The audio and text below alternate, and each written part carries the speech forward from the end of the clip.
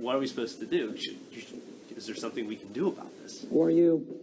Yeah, I'd like to speak. Is there a Tara here, one of the officers? I wanted to drop some information off.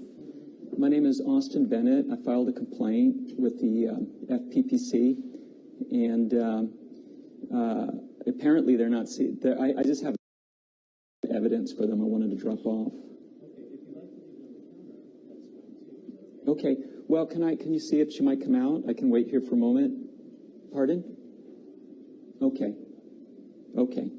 Okay. Let me get this.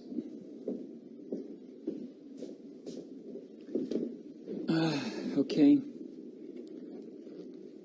So, let me read this.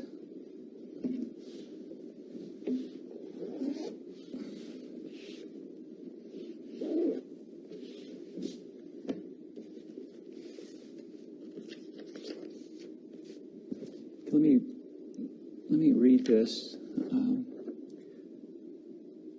So it says, the letter is a response to the sworn complaint, and I have my glasses on, that you submitted to the Enforcement Division of the Fair Political Practices Commission regarding the above named individual. After review of the complaint and evidence provided, the Enforcement Division will not pursue an enforcement action in this matter.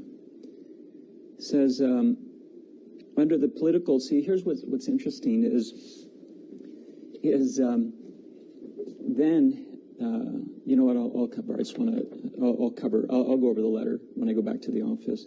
But basically, what the letter is saying is that there's no evidence. You know, it's like, and it's very interesting because when you read the letter, and I know that so many of you guys have already experienced that, you know, with the scams going on in family court, the scams going on in the juvenile court, but just reads the violation, you know, the Political Reform Act 87100, reads it, and as if it would be like this. Let me give you an example.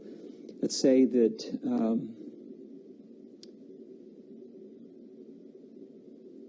that there's this is kind of a stupid example, but and you're suing that person, and the person is actually, there's proof that the person broke into the house, and when you go in, the judge says that there is no, hopefully someone's coming out here, that there's no evidence. Let me see if I can get that there's no evidence that anyone broke in, but the evidence is, but the house is broken into. The police got the report. Everything is right there in black and white. And then they act like they really are concerned. You know, if anyone, according to this code, if anyone breaks in, then we would have to do it. So it's just blatant lawlessness by let me see,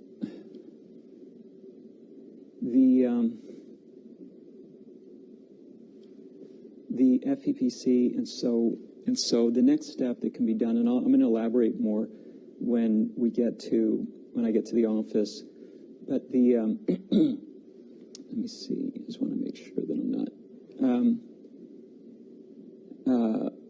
And so the next step that can be done is Thomas Jones, who is the executive director of the commission.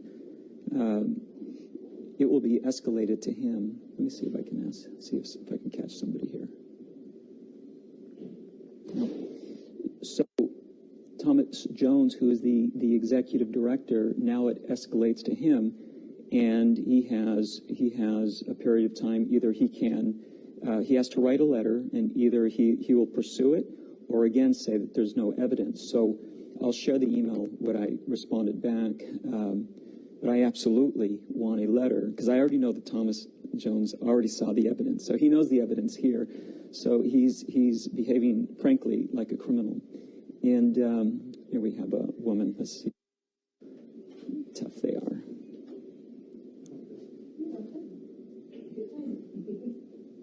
How are you? Good, how are you? Yeah, my name is Austin. Okay. Bennett. Do you know who I am? Well, I know that we had some complaints that we rejected today. Yeah. So I have evidence. Okay, yeah, you can drop the evidence off. Well, can I go over it? With enforcement staff, you would have to make an appointment. Okay, I would like to actually, can I? Yeah, generally what. Because what's happening, ignoring Richard Pan's law breaking, and it's like you guys are protecting him, and I can't figure that out. I mean, the commission was formed to hold legislatures accountable. I've provided evidence after evidence that he's violated the Political Reform Act every single year. Did you read the response? I did. Explained that that isn't a conflict of interest under our laws, so. But I actually pointed out the thresholds for you, and he's exceeded that. Yeah. So. Okay, well. No, I appreciate it. There's not. So, but could you just help me understand, what is the threshold for, you know, like for gift? What threshold are you referring to? Political Reform Act 87100, there's a threshold for gift of $250. Then there's personal finance for $500. He got $8,000 in 2014. He got... It wasn't a gift, it was for speaking, right? No, gift. I have it. So anyway, so you just said it was for speaking, but he's worked as a lobbyist. And I'll send you a link to I just sent you another one, but you just said there's gifts there. So you are absolutely, this is extraordinary.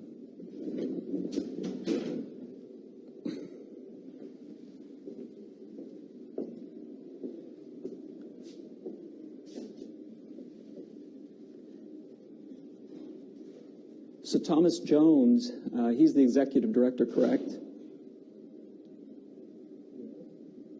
Yeah. I know it's not you. I'm not. You're just sitting in the front here. But did you guys hear that? She just said it's not for a gift, and I have proof right there that the money that Pan received is gift. So thank God it's recorded here. So was that? I'm going to go now, sir. I'm going to go now. Was that Tara? Okay. Yeah, because she responded, thank you. But I'm going to send information to her again because Tara just specifically pointed out that Richard Pan hasn't received any gifts. And I'm going to send it again. I just emailed it to her. All she has to do is look, and Richard Pan has absolutely received gifts. Okay. They're all kind of... Oops, let me...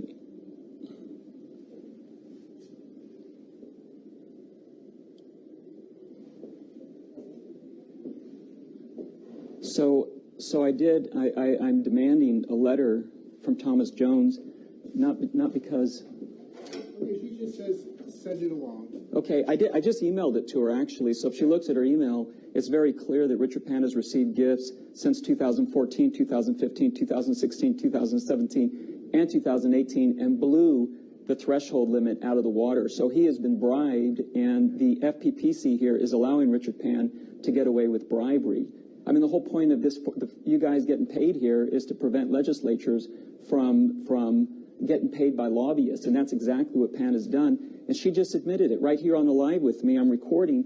She said that he didn't receive any gifts, and in fact, he absolutely has received gifts. What evidence are you guys looking at? All I can say is I passed your message. Okay, all right. I appreciate it. So I copied many people, and I saw an alliance just now over there. And so my response here was, what is the point in your letter quoting from Political Reform Act 87100, yet completely ignore the evidence I provided proving Senator Pan violated the act each year since 2014?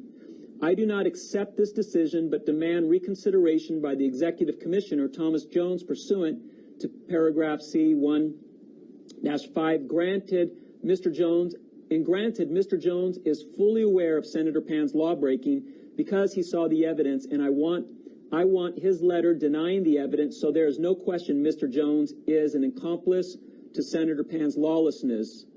I will fully report on it. The California FPPC was formed to stop the wild, wild west of lobbyists bribing and buying legislatures. However, instead, the FPPC has aided in bribery and dishonest gain. Dr. Pan exceeded the act's threshold every single year into the thousands of dollars since 2014, and you have evidence I provided. This commission just became collaborators in Pan's criminal activity and dishonest gains at the cost of this state, including crimes against the people. Thomas Jones and the FPPC have betrayed the people's trust and their duty to hold legislatures